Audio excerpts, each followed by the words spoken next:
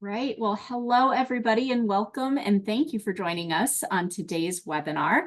On behalf of AUVSI, I'm very pleased to welcome you to our final webinar of 2023, The Importance of Layering Sensors for Digital Airspace Visualization.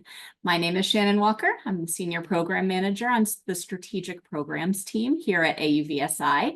And before we get started, if you've joined us for any of our other webinars, you know we always have a couple of housekeeping items that we like to go over.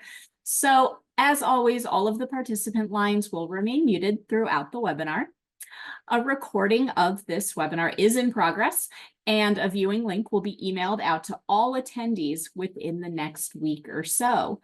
You can view all of our webinars on AUVSI's Learning and Engagement platform, AVL. So if you are listening today and you need any assistance, please send a note to the webinar leader using the chat button at the bottom of your screen. After the presentations today, we are going to open up the session for Q&A. So attendees, you are welcome to and encouraged to submit questions at any time throughout today's webinar using the Q&A button at the bottom of your screen. But the questions will be saved to be answered towards the end of the presentations. And please note, this is a different box than the chat. So just make sure you're submitting any of those content questions for the speakers using the Q&A, which can be found right next to the chat button. All right, well, let's go ahead and get started. We would like to welcome back and thank Kongsberg Geospatial for their support of today's webinar. We are always excited to have these excellent speakers here with us today. Thomas Jimenez, Market Director of UAS at Kongsberg Geospatial. Joining him is David Lewin of Critical Infrastructure RSM East at Echodyne. So first up, we're going to hear from Thomas, who manages all aspects of enterprise UAS activity at Kongsberg Geospatial, primarily managing IRIS Terminal for BVLOS operations, airspace management, and multi-domain situational awareness.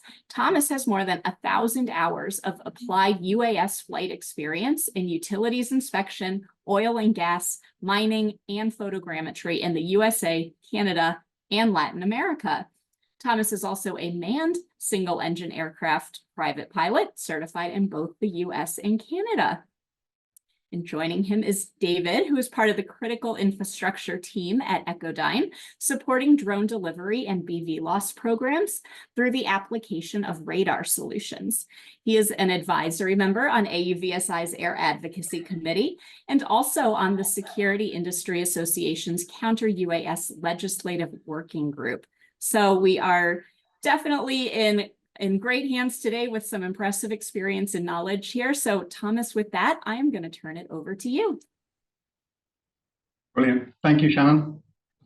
Thanks for having us on again. And thank you, David, for joining us. We really enjoy working closely with Echodyne. It was very nice of the Echodyne team to join us.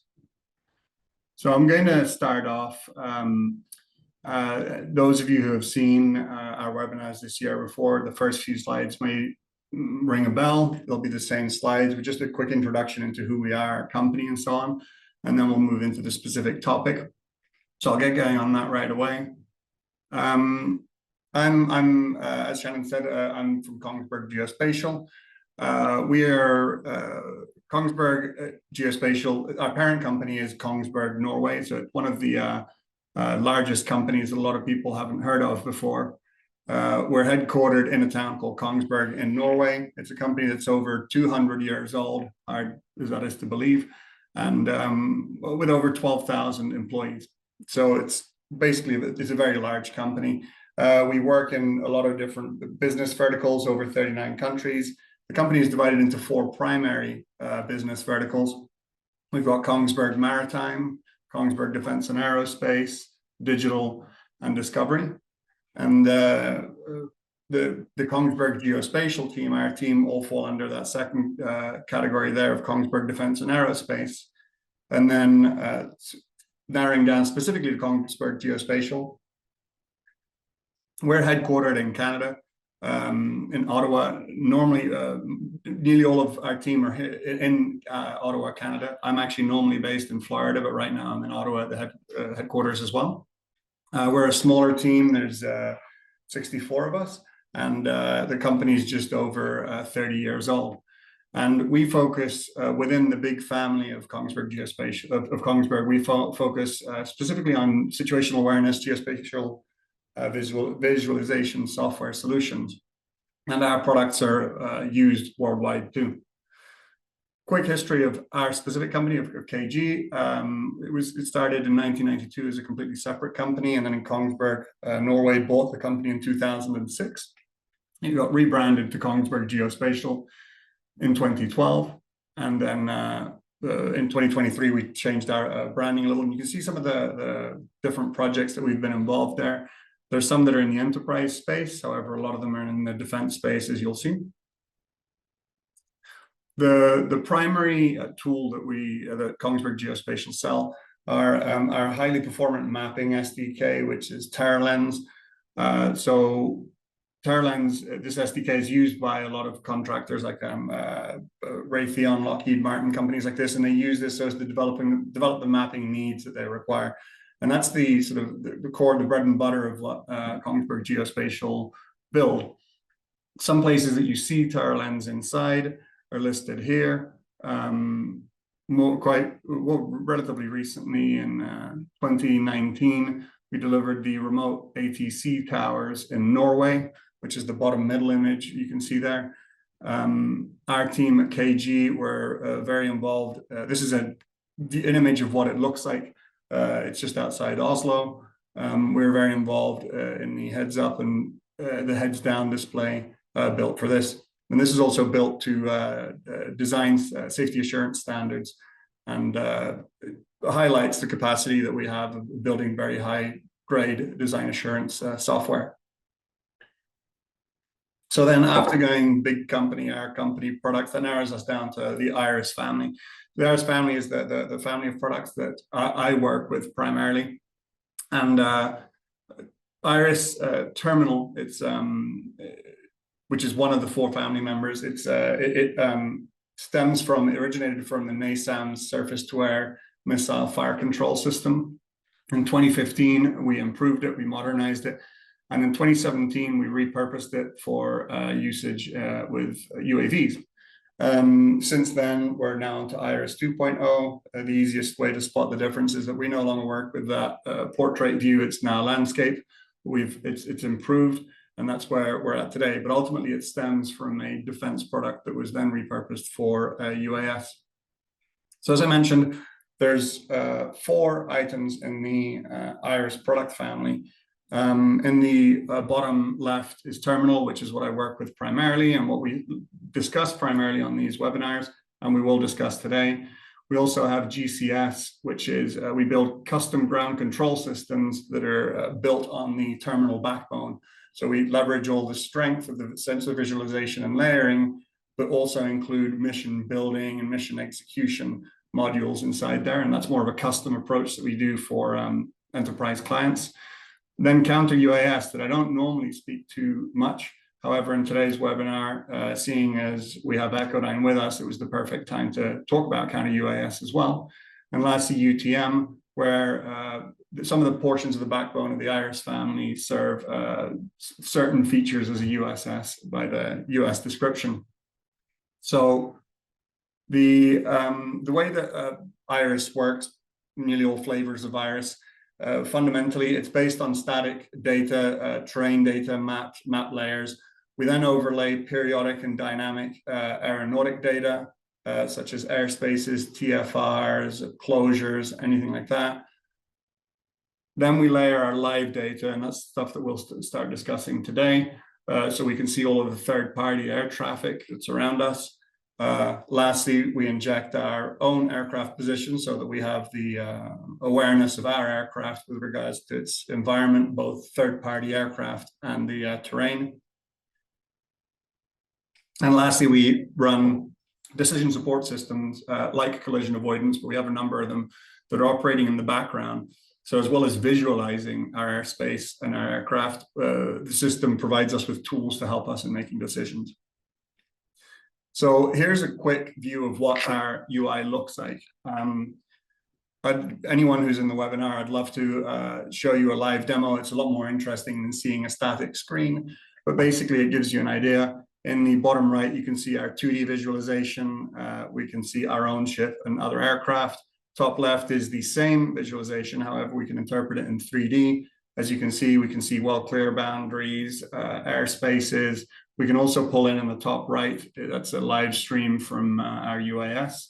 We can see the telemetry in the top left, and also all of our track listings on the bottom, which we'll touch on a bit in a second. This is we normally discuss this slide, but so this is the main high-level view architecture slide of how Iris Terminal works. We pull in ownership telemetry. It all runs on a publish-subscribe DDS backbone, and then we can pull in the services and visualization. But today we're going to focus on this top left section, which are these sensors and the value and benefits of those sensors. So now we sort of we'll move on to the subject of today's presentation. So we're going to first touch on the multiple sensors that we're seeing in use in both those verticals in the industry, and then discuss how there's value in layering those tracks, and then our supporting services that then add additional value. So starting on terminal and not counter UAS, different, but the aviation situational awareness use case. A lot of our clients, both in Canada and the US, shared similar needs in terms of what they need to visualize. So some examples are cooperative traffic feeds, such as ADS-B in, which we can pull in via feeds, such as UAvionics' Flightline, for example, that we work with closely, or sensors, such as UAvionics' ping stations or flight stations that pull Flightline in. Similarly, we can pick up cooperative or visualize cooperative UAS and drone traffic via remote ID, whether that is broadcast remote ID via sensors, RF sensors or specific ones, or network remote ID via feeds. We can also pull those in. In terms of non-cooperative traffic, a lot of our clients need to, for their ConOps, pull in or show that they're pulling in traffic beyond the cooperative traffic. So radar is widely used. It works very well in a lot of weather conditions at night and so on. We also pull in EOIR cameras. So a lot of the radar ones that we pull in are what we'll discuss later on with Echodyne. EOIR cameras and EOIR solutions. One that we widely use is the Iris Cassia G. And then while we haven't incorporated them yet, we have clients who are interested in incorporating acoustic sensors, TASA sensors, and that's something that may be in the roadmap in the future. But those are examples of the multiple sensors in the aviation situational awareness field that we're seeing. And of course, lastly, and probably most importantly in this use case, is the telemetry. So being able to peel off that telemetry from our own chip, because that's how we get that situational awareness of where our aircraft is when flying beyond visual line of sight in relation to the environment, in relation to that third-party traffic. And then looking at the counter UAS detector space, that we see some of the same candidates. Our clients are really interested in pulling in outputs from RF sensors.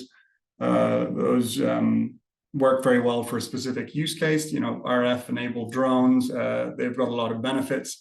Depending on the infrastructure and the setup, they can be limited in terms of whether you pull in just bearing range, so on. But also we have advantages like being able to pull in the location of the operators, which is we can't see with other sensors. Similarly, maybe, for example, some LTE-enabled drones, they don't have an RF signature to pick up. So the RF sensor doesn't help that alone. So this is where we can pull in these additional layers of sensors, the ones we mentioned before, radar, highly performant radar, like the Echodyne ones, where we can pick out drones in 3D and classify them. The same EOIR solutions, TASA solutions, and also we're seeing interest in thermal solutions, so as to be able to identify the UAS threats. Now, as well as detectors, there's a series of effectors, and in the US today, it's only DoD or federal bodies are allowed to use those. So the use is limited, but Some examples of what we're seeing in the market, there's kinetic solutions, which are based on destruction and neutralization. There are RF jamming solutions, GPS spoofing solutions, high power microwave, and also one that we're doing at the moment, which I hadn't seen much of before, which is a stroboscopic focused stroboscopic solution. Not all of these are directed, but where they are directed, we'll talk in a second about the value of layering all these together. So the common theme with all of these different sensor types, and no matter which use case it is, that today there's no one sensor that meets all the requirements. If everyone was broadcasting perfectly, we could probably count in aviation on saying, well, ADS-B alone will do the trick.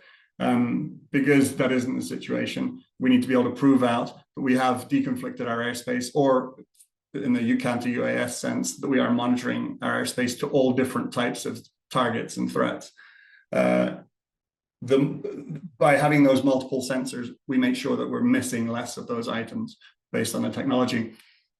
In counter-UAS as well, and we'll touch on that in a second, the efficient use of those effectors is often, when it's directed, going to have to work closely with the detectors. We'll touch on that in a second. Also, we're seeing a lot of value in cross applications. What we're seeing is that there's some counter UAS clients that still see value in seeing manned traffic.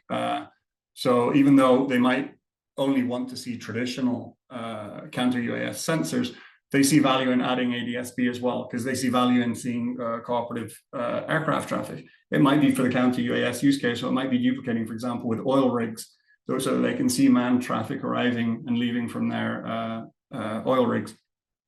So what we ultimately reach is that if we have one screen per sensor, so we've got all these sensors, all this choice of sensors that we can work on, one screen per sensor, it's counterproductive. It doesn't help us. It actually increases the cognitive load on whoever it is that's operating and managing that airspace.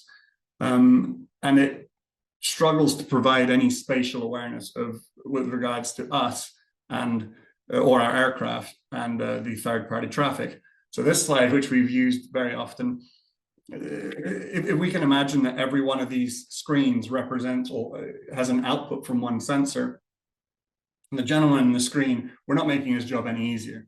We're pushing loads of tracks over multiple screens, and none of them are spatially aware of each other. So if we can imagine one of them pulling in telemetry, one of them pulling in a radar track, and one ADS-B, it's very hard to discern where we are at with regards to all of these sensors and where they're duplicated tracks, for example. So this is where, when we talk about IRIS terminal and IRIS counter UAS, we have two things happening. We have the sensor layering. So if we imagine our screen, we're sitting in front of our screen, which has our location in space. Think of it as a bunch of different pipes. Let's say we have 4 sensors. We have 4 pipes all coming into our one screen. We can ingest all the tracks from these sensors, and we're completely hardware agnostic. So while we work very closely with companies like Echodyne, it doesn't have to be Echodyne. So clients come to us with their choice of sensors, and we can pipe them in. We're also completely format agnostic, manufacturer and format agnostic. So whatever it is that your choice of sensors are, imagine these, say, 3-4 pipes going into one. So this is good. Now we have all this traffic, one pane of glass. I'm not having to look at 4 screens.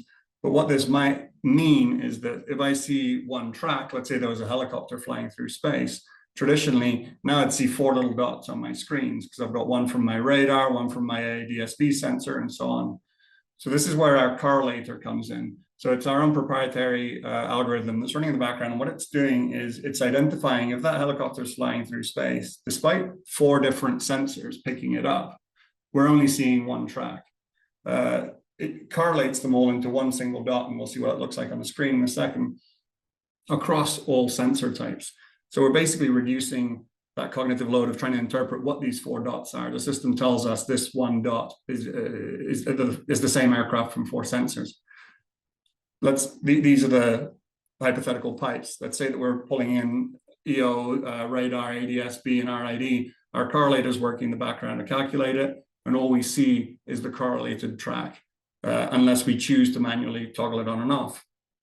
So in the UI, what we would see in our the bottom left before you saw the track listing, this shows us what a correlated track would look like. So this Cessna 172 is being picked up on ADS-B. However, that drop-down menu, which collapses, tells us that the same aircraft is being seen on ADS-B, but plus it's being picked up by two different echodyne sensors that are picking it up.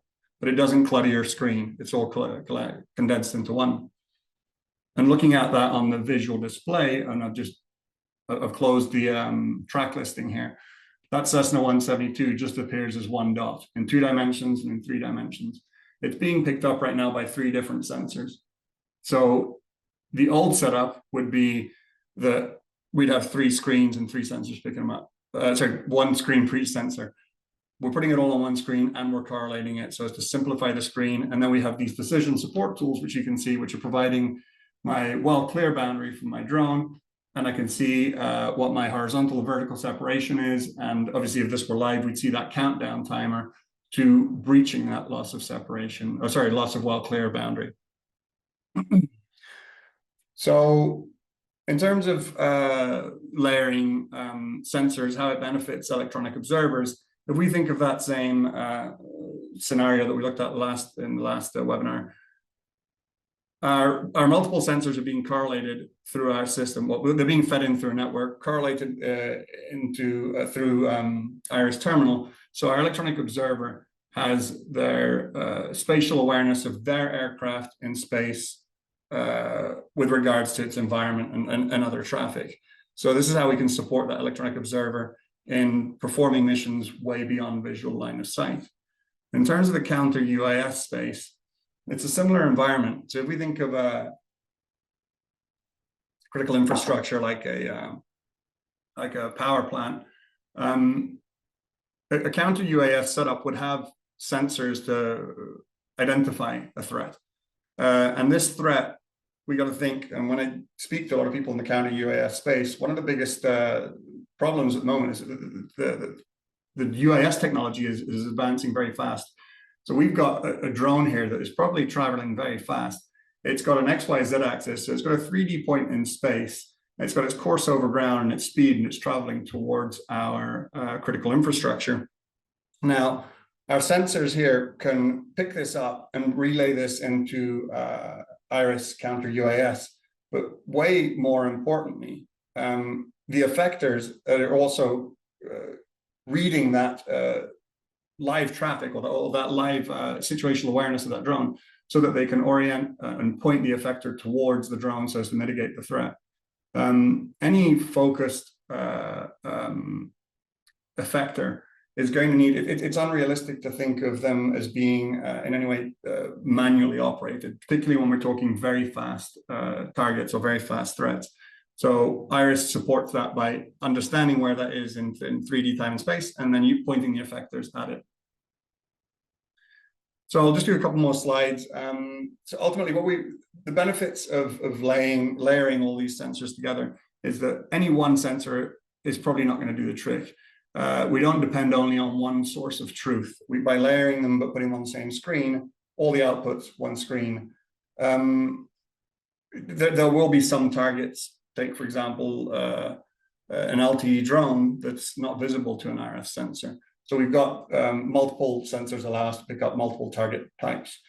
Again, with the RF ones, we also pick up where operators are, which is of huge value depending on the use case of counter UAS. If there's any redundancy or degradation or failed sensors, we've got that multiple layered approach, or the benefits of redundancy. And lastly, that slew to queue portion, which I'm really looking forward to hearing from David about, because I know that Echodyne have worked a lot in that field as well.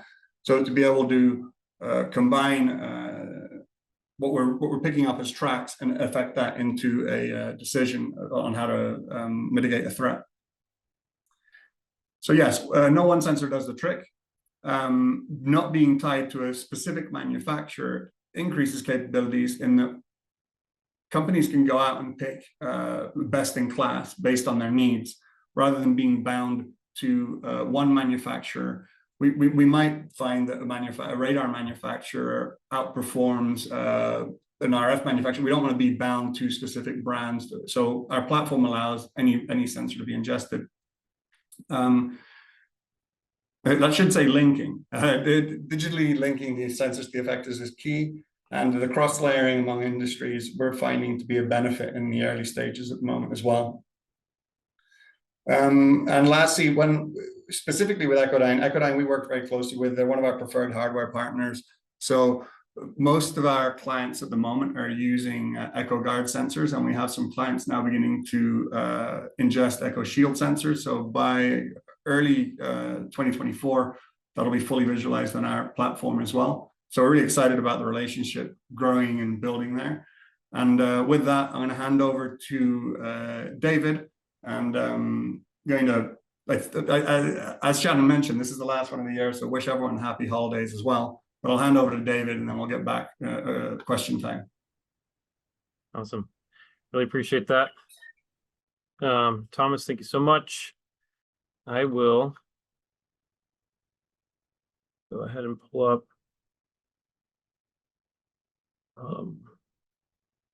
my screen. And yeah, I appreciate the invite to join you guys on this as well. Great topic. And it's exciting to see how the industry is really coming together and the collaboration that we can bring.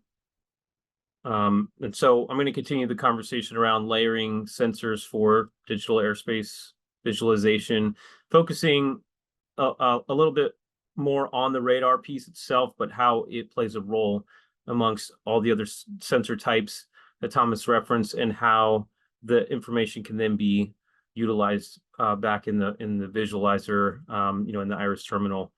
So a little bit about Echodyne.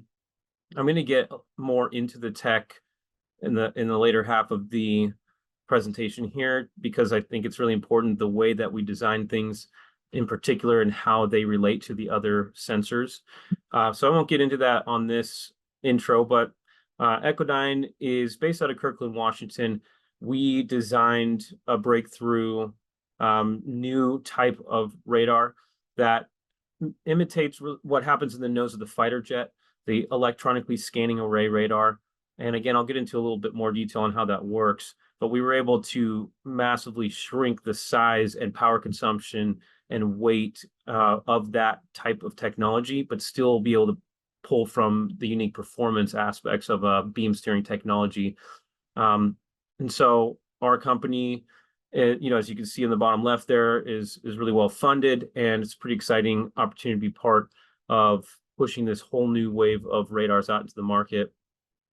All of that is to enable this vision of advanced air mobility that we've been discussing, and allowing drones to deliver all sorts of different types of packages, medical devices and organs in the same or similar, airspace, and hopefully as part of the national airspace, along with manned aircraft, but figuring out how to deconflict those so that they don't interrupt each other and create that safety case for the FAA is essential, and really why we're here, and why we need to look at all these layers. And Thomas alluded to it, but if ADS-B on manned aircraft, or if remote ID on drones was sufficient, then we might not need to add these additional layers like radar.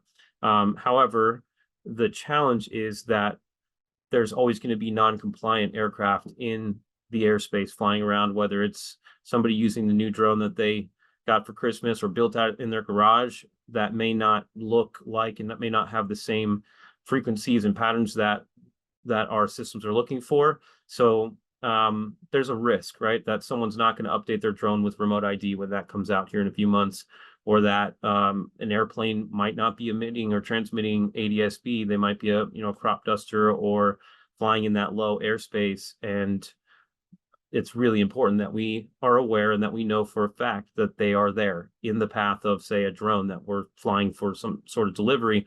If there is a manned aircraft in the way, we have to know for that safety case, no matter what. Same with counter UAS. I'm glad Thomas brought that up, because it's really a huge part of this conversation. And we work with prisons who struggle with drones being used for contraband delivery. That's becoming a really widely spread issue. And again, they really can't afford to miss half of the drones, or a good percentage of the drones that are now flying invisible to passive sensors, because they're hacked, because they're flying pre-programmed or autonomous, or on 5G. And then, if they catch half of them, but they miss the other half, they're still getting those contraband deliveries in. So that is ultimately the business case for why radar, and why it's going to continue to be essential. And protecting and having that awareness in the lower airspace is exceptionally difficult. We're used to hearing about, and we know that there's radars in place for the national airspace for manned aircraft, large commercial aircraft that spreads really long distances, and they're on the major national airports. But it's this lower airspace where other more nimble drones are flying, and it's dense environments, really complicated, distributed, cluttered. And so again, we needed a system, or we needed a technology that was accurate and created actionable intelligence, and was able to then push that information into Kongsberg to be displayed. And that leads us here in a minute to why we designed the radar the way that we did. Just an overall look on radar as part of the overall ecosystem. I'll point out a couple things here between radar and camera, because I think it's pretty interesting, where if you're talking about a zoom lens camera with thermal, it depends on of course the expense. If you go into the military world, you could pay as much money as you want and get a camera that's going to go a pretty long range. But we're talking here, the goal for all of us is to make a commercially viable stack of products that is scalable, so that we can actually use it in for drone delivery corridors, and be able to put them all over the place and not limit it by military grade, military costs. So with that said, available cameras in this critical infrastructure world can tend to have less range than the radars, especially at night, looking through adverse weather conditions, through clouds and snow, where the radar is going to give you that range. Where, on the other hand, if we move over to classification, it's over to the right there. The radar does a really good job classifying aircraft, manned aircraft versus UAS in the airspace. That's really helpful to narrow down targets. However, a really good camera, it is going to be able to lock in on that target, and if it gets enough pixels on target, the camera analytics these days can get more higher resolution data off of that target and give a more accurate classification. So it's pretty amazing actually to see, and I'll show a couple video examples of how we're getting into sensor fusion, where it's not just correlating the after the fact, but it's actually fusing between a radar track and a camera and other components all at once, to then determine if that's a real viable, truly classified as drone, for example, target, before displaying it for the pilots up on the like the Iris terminal. So I went into some of this already a minute ago, but radar is essential for that awareness piece, detecting, locating, tracking, identifying. But if it's going to be useful, it needs to occur at a maximum distance, as far out as possible. We need to be able to provide accurate 3D coordinates, especially altitude. I'll get into that as well a couple slides from now, where it's pretty important to know exactly what altitude that manned aircraft is as it's flying into the corridor where our drone is about to cross. What if it's at 1,000 feet, 2,000 feet? If it's at 300 feet, that altitude makes a pretty big difference on what the ConOps and what the response should be. A lot of radars in this space don't provide altitude, for example. So something to think about. All of that, the classification, the sensor fusion that I mentioned earlier, it comes down into creating useful information that doesn't send the operator into all kinds of different paths where maybe false positives or noise in the system. We want to narrow that down and eliminate that to the point where the pilot has actionable information. And then the more we automate, the more that Iris Terminal continues to build in various features and leverage some of that automation and DAA that Thomas mentioned. They need to be able to rely on the tracks that are coming in to do that. So why Echodyne radar in particular? As I mentioned earlier, we take what you see in the nose of the fighter jet, that active electronically scanning array radar, and we used metamaterials to shrink that size and the the weight, the size, the power consumption, and form beams firing all across the field of view. And I'll show you that here so you can get an idea of how this works. So these beams are being steered and fired off of that radar antenna that is solid state. It's a software-defined antenna and very, very small, just the size of a small lightweight book, a couple pounds. It's sending beams in up to 2,500 different directions within this field of view off of one radar. And once it sees movement in a certain area, as you notice these different beams that are forming and changing color here to turning from white to red, that's indicating that the system has found a target of interest and then even classified it as drone versus aircraft versus even vehicle on the ground if that's the desired use case. And so these beams will form and will send additional beams around that target of interest to get a lock on it. And our track update rate on Echodyne radars is 10 hertz, which is 10 times every second that we're getting an update on that track. What we've found is the spinning radars being significantly less, lower hertz, right? It might be 1 or 2 times a second. Then the agility, the speed, size of drones, it's really easy for them to be dropped off of the field of view of the radar if they're moving in a certain pattern, or if they stop and they're hovering. A lot of radars will lose the track, where because of our track update rate and how high resolution our beam is, how narrow all these beams are, we're able to see that micro Doppler spinning of the propeller of the drone and hold a lock on it even when it's just sitting still and hovering. So this is what it ends up looking like on the radar tuning software. What happens with all these beams and targets that are being formed? This is an example of a drone that was launched out of the neighborhood behind a ballpark here. And you see a lot of different spurious activity. There's a person walking up there on the top right, some people walking down in the baseball field. And yet this drone is being highlighted.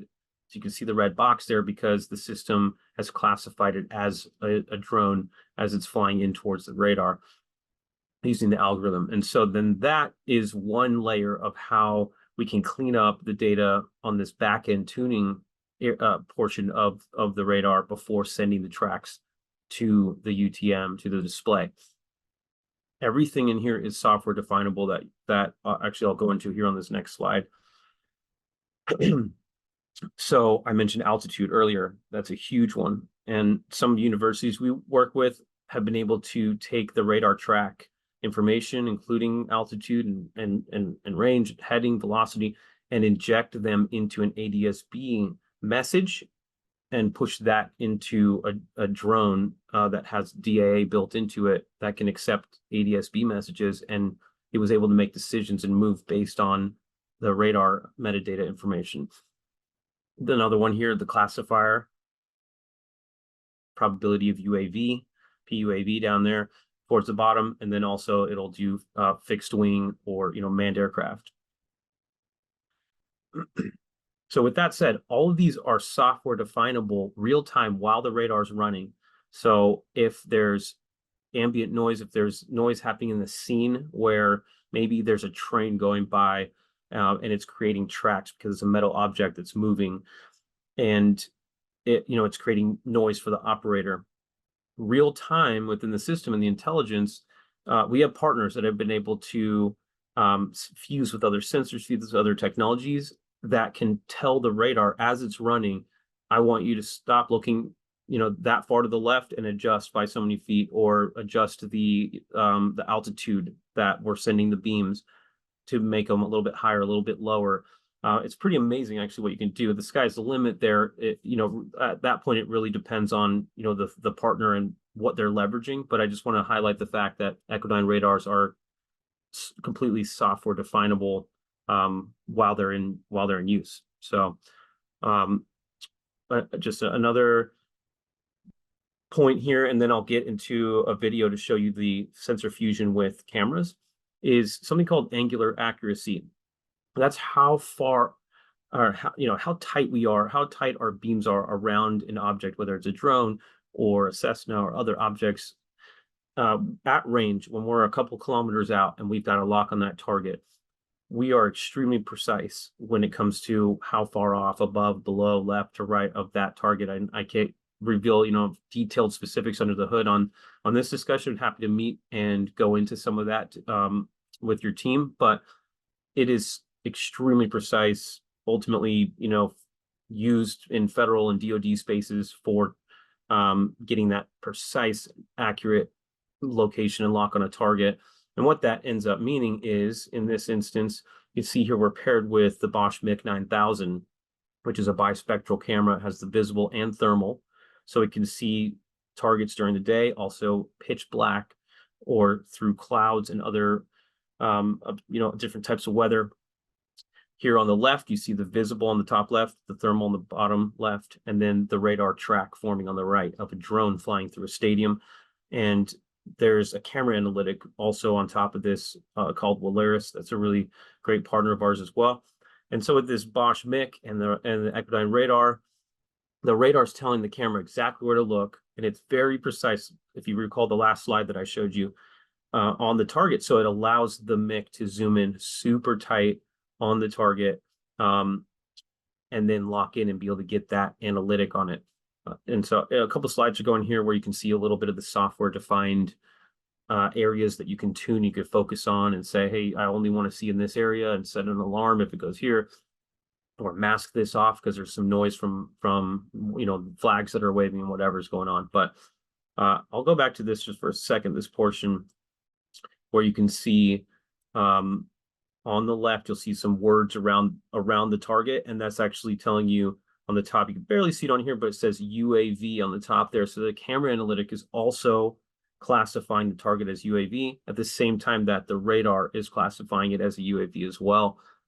And that is actually true sensor fusion, where the two are talking to each other, passing the information between each other, and putting this double stack output before the target even gets sent off to be visualized by operators on a Iris terminal or wherever you're viewing this.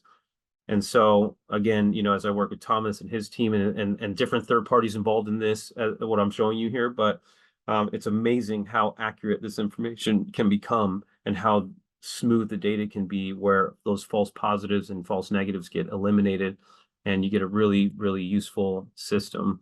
I'm just going to show a couple more slides here, and I'll pass it back to the team. But quick snapshot of what an Echo Shield looks like, where it's a longer range radar. And this is an example of a client that had all these little white dots are optional towers to mount on with a cell company that they had worked with, a wireless company, had towers that they could partner with. And so we picked a couple of those to be able to get really good view over top of those three red dots where they did this corridor for delivery between three locations. And you can see, again, that's kind of longer range radar looking out over top, where this next slide here is the shorter range Echo Guard. And this is spread out on the left to be placed at the takeoff and landing points of a runway, and to get more of that traffic pattern as an aircraft's either taking off or coming in for a landing, to make sure that there's nothing there that they're going to conflict with, whether there's drone deliveries happening while there's Cessnas flying in and out, or other instances like that. Whereas on the right, it's that shorter range, but just covering over top of the airport. And so we get into some really interesting discussions on ConOps with clients, and we can help work together, our team, Thomas's team with Kongsberg, and help really whittle down and work on exactly what field of view you need and how much you need to invest in infrastructure. And we try really to work within the bounds of what we call minimum viable infrastructure, which is, what's the minimum amount of infrastructure to give you that, and the ones that that Thomas mentioned, that for some reason they're not showing up on ADSB or remote ID, like these red ones here, but they are showing up on radar. And so what's going on? Who are they? How do we track that down and keep this environment safe? So with that, I'll pass it back. Thank you so much for giving me the time to share. All right, great. Well, thanks so much, David and Thomas. I know we cut it out a little at the end, but maybe a question will come in about that. We've got lots of questions rolling in already for both of you. We're going to jump right into the Q&A in just a second. But before we do that, we're going to launch a quick poll. And attendees, we ask that if you submit your answer, that you please respond non-anonymously. It's a multiple select, so that poll is launching here soon. So when you see it, go ahead and answer it. And in the meantime, we will move forward with our Q&A. Okay. So I'm going to start off with Thomas. You've talked a lot about like sensors and layering and things like that. So what is the maximum number of sensors that Iris Terminal can layer? There's not a hypothetical maximum that we've met today. We've put some very complex scenarios and complex infrastructures and around critical infrastructure, where we don't see a capacity. I think it's limited. There are other limits, like the nature and the way that data is sent, the refresh rate, things like that we have to work on depending on the sensor itself. But I don't think there is a limit. I'd have to check. I don't think there is a limit on the total number we can layer. All right, perfect. Good to know. I'm going to throw the next question over to David. Earlier in the presentation, when you were talking, you talked about Echodyne being software definable. Can you share what the benefits of Echodyne radar being software definable are? Sure. Yeah, that's a great question. At one point, or at the beginning, it's when it's being configured and set up so that it could be determined exactly what field of view that the user wants the radar to be looking at. What exactly, where do they want the beams to be forming? Is it high up in the sky? Is it on the ground? Is it both? Is it, between in some narrow corridor? Is it the full field of view of the radar? All these different dimensions of what it's looking at can be defined and tuned real time, and right when it's being set up, hit go on the radar, it's going to see those. But then, as I mentioned earlier, it's possible then to push updates to all those different parameters and put up a new like zone mask or change the range that it's looking at real time while it's running. And that takes a little bit of, I won't say that's out of the box. It's just going to do that without working together with folks like Kongsberg and others that may need to be involved, but the radar is capable of receiving those updates and actually shifting that, which is really unique to our radar and a really powerful feature. Perfect. Thank you so much for clarifying that. So the next question that we have came in, Thomas, during your presentation, and it asked, can the operator see the confidence level for the individual sensors uncorrelated if desired? I'll split answer that with David, but the confidence level, if we're referring to in terms of classification, the way that the Echodyne classification works, I believe, correct me if I'm wrong, David, but I think we've got 4 or 5 different possibilities, and those have confidence levels. So what we can do on a configuration end is to, for example, only display a classification if it exceeds a certain percentage. Let's say our percentage is 70%. I'll see a track, and I'll only see a classification if the classification is in excess of X percentage, which we've set. So it'll be a track until I've got, say, 71%, and then it'll say it's a bird or it's a UAV. Can you remind me, David, what those classifications are? Sure thing. Yeah. So with our software 17 that's now rolling out with the new Echo Guards, that's exactly the case where it'll determine, is this a UAV? Is it a fixed wing? Is it a bird? Is it a few other ground target options as well? And exactly, it'll say this is the probability that it is a UAV as it's getting closer, depending on movement and speed and all these other factors with the algorithm there. And then the system could be tunable then on your side. Exactly what you said. I only want to see it, or I only want to say it's a drone after it exceeds 60%. Threshold of probability. But then, as I showed on those videos with the camera fusion with analytics on top of that, if you do that before it's displayed on the terminal, if you add those layers early on, then that'll do the same thing. It'll say even if it's 10% probability UAV, turn the camera lock in on it, and the radar tells the camera exactly where to look super far out, and then the camera analytic can look and say, yeah, that's definitely a UAV. Let's ramp that up and make it 100% so it displays on Kongsberg right away. So there's some really cool ways that you could do that. But I mean, yeah, you can I would think that you could like unbundle it so you could look at the the percentage that the radar is saying. I don't know what you display, what all the options are of what you would display of our probability if a user could go behind the scenes, or if they would just maybe open our tuning software on another terminal so that they could view real time what's going on under the hood on the radar. That would be another way to do it. But do you have any comments on that? Yeah, no, that's absolutely accurate. We could visualize that percentage too. It's a matter again of uncluttering that display and putting those definitions of what threshold we determine that that's a valid definition of classification of target. Perfect. Okay. Moving on, a question that came in during David, your presentation. Does the radar mainly detect the LiPo battery cell, or can it also see the foam airframe for fixed wing uncooperative UAVs? So that's a good question. There's a couple different nuances in there. It's not necessarily just seeing the batteries, of course, it's seeing the we call it RCS. It's the radar cross section of a target.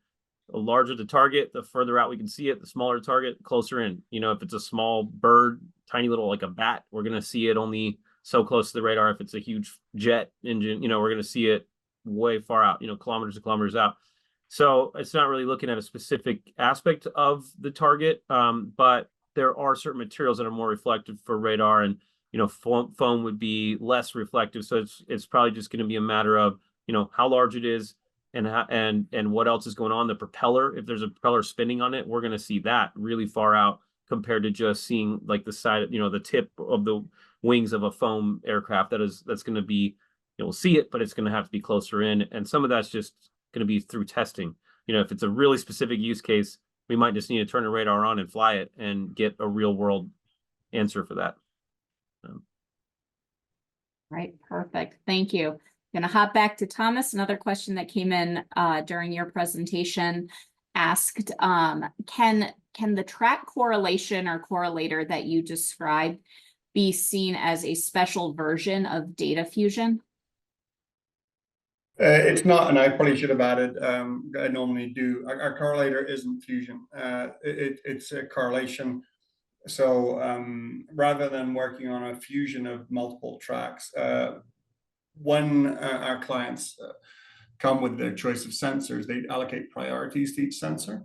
And when a track is correlated, what you're ultimately seeing is the top priority sensor output, not a fused sensor output. So if I've got 3 sensors and my top sensor is ADS-B, we're correlating those 2 tracks and we're showing you the ADS-B track. Perfect. Thank you. The next question is for David and Echodyne. Have you noticed any impacts on cell towers on the quality of service interference from the Echodyne radars?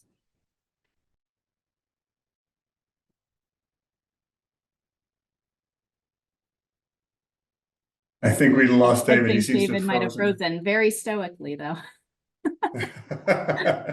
Well, let me look through until we get him back. Here is a question that came in. Thomas, maybe you can answer for your end. Can your systems be used to detect human and animal movements on the ground? And what's the longest range?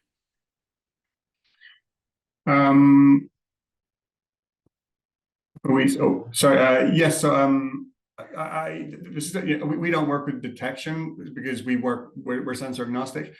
I know from experience, having spoken to the team at Echodyne, they certainly do pick up ground targets. It's a question more for Echodyne, but they do pick up ground targets. I think they can classify them as pedestrians, vans, vehicles, stuff like that. But yeah, we don't define what can be picked up. We basically get these tracks from sensors and then visualize them on our performant UI. Perfect. And if we get David to reconnect, I'll throw that question back to him to confirm. Okay, so then moving on Thomas, while we've got you, we'll ask, is there a way of monitoring the health of a sensor inside the Iris terminal? Yeah, so that's pretty exciting because today we're actually working today with our engineering team here in Ottawa on what the new iteration would be. Yes, we can. So there's two different things. We can monitor the health of the service inside Iris that is picking up the sensor, and then what that is doing sort of further on is it's picking up the health of the sensor itself. So we can visualize the heartbeat on that sensor. So, and it's a great question because our ConOps is only as good as the sensors that we've chosen to put into it. And if those sensors aren't working, it's a little of no use. So we can see that health, that sensor health. We've got a section in the top right, which is our resource health. We can see both if the service inside Iris terminal is working, and additionally, if we're picking up a heartbeat from the sensor. So we've got sort of two layers of that sensor health. Right. Well, perfect. Thank you for answering that. David, glad we got you back connected. I'm going to throw you a question, though, that I had asked earlier, more geared toward Echodyne. So the question is, can your systems be used to detect human and animal movements on the ground? And if so, what is the longest range? Sure. So they are a multi-mission radar. I didn't mention earlier, but you could see in the graphic that pie shape, that slice that it was sending all the beams out in the air. So it is actually an 80-degree vertical field of view by 120 left to right azimuth. So a good chunk out of that one radar. And a lot of folks actually do in the security world use it for just that, for trespassers jumping over a fence, for people and animals on the ground. And actually at the same time, some of them are looking for drones delivering in the air, which is really powerful use of it. But with that said, people, we're talking in the over 2 kilometers with our EchoGuard, like our core product. And then we're talking in the range of 8+ kilometers with our Echo Shield. So in miles, that's 4 to 5 miles with the Echo Shield. And essentially it just depends on terrain and everything, but essentially a third of that with our EchoGuard. So decent range on those. The drone, a drone is very, very small and low profile. So those ranges will vary a little bit, and depending on how far away the drone is, how big it is. But you could imagine the size of a human being compared to the size of a drone. We can see those pretty far out. So. Fantastic. Thanks for that answer.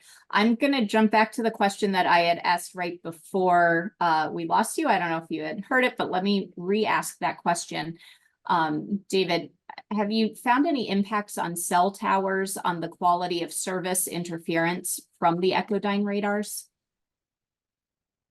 That's a really good question. It's very case by case. You got to test in the environment. Depends on what else they have going. There tends to be more interference if we're pointed at high power line, or maybe a cell tower that has a lot going on, and it may be creating noise in the scene. Sometimes if we're mounted onto it and we're pointing out, then that doesn't have as much effect because it's not impacting our actual field of view.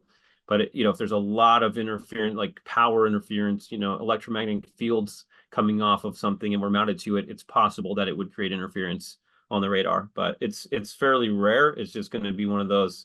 We should probably put one up and see what it does if someone's worried about it. Perfect. Okay. Well, we're coming towards the top of the hour, so I'm going to try to get one more question in for each of you. Thomas, is Iris Terminal linked to Iris Automation, and can you integrate the Cassia G sensor?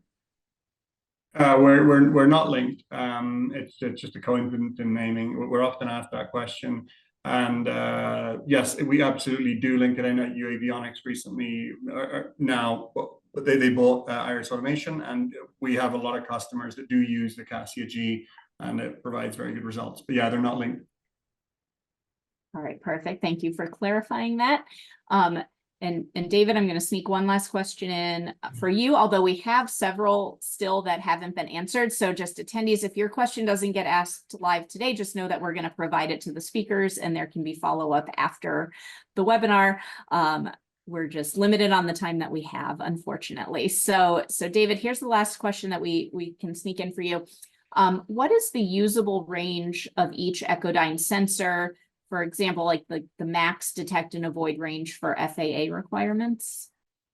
So obviously work with your experts that are helping you with your BV loss waivers, because everyone varies, it depends on where you are in the world and what you're trying to do. But briefly, for like the Cessna range is like in the 3 kilometers or so with the Echo Guard, and then I'll have to pull up, for Echo Shield, but it's about 3 times that for Echo Shield. So if you're looking for manned aircraft, you get in those multiple kilometer ranges with our various sizes. So again, it depends on how you lay it out. If you're going minimum viable infrastructure, you go with shorter range radars right up at the takeoff and landing points. If you're going full-fledged, map the entire corridor, then the longer range and in a strategic mounting location is usually the way to go. So I can get into more specifics, so for certainly if you want to follow up. Perfect. Thank you. Well, we are right at the top of the hour, so let me throw it back to Thomas. David, if you have any closing remarks before I close this out for the day. For me, to thank AUVSI, thank Shannon, thank David, and also just I think right now I'm here in Canada because we're doing our strategy for next year, and I've been working with the engineering team. We got really exciting changes coming up. I'm confident that we have one of the most performant visualization tools today, and having been with them, spending time today, 2024 looks really promising. We got some very cool new features coming in. There's going to be better functionality, and I'm really looking forward to where this is going, and wishing everyone happy holidays. And I just absolutely same thing. Thank you so much. And I just sent my LinkedIn profile as well. As it looks like Thomas has his up in the chat. So if anybody wants to connect, happy to follow up. And it's really exciting what's possible from the sensor side, my side of the fence, and then also with Thomas, how to visualize all that. We're getting closer and closer and closer to, very viable, very scalable, very exciting opportunities, that we're deploying in, multiple countries now together. So more coming very soon, and stay in touch for sure. Absolutely. Well, I echo the sentiments of thanks. Thanks, David. Thanks, Thomas, for this presentation and discussion today, and couldn't agree more about how exciting 2024 is shaping up to be. So we'd also like to thank Kongsberg Geospatial for their generous sponsorship of today's webinar. Attendees, I mentioned in the beginning, but you will receive a link to access this webinar recording within the next few days. Another exciting feature is that all of our webinars are available on our learning and engagement platform, Able. So when you log in to visit Able to watch this recording, be sure to click around and see all of the other features that it has to offer, because there are an abundance of them. If you have any additional questions or comments, please feel free to email our team at education@auvsi.org. And lastly, today's program is copyrighted by AUVSI with all rights reserved. So thank you all for joining us for our last webinar of the year, and we hope you have wonderful holidays and a wonderful afternoon. So thank you all. Thank you. Take care.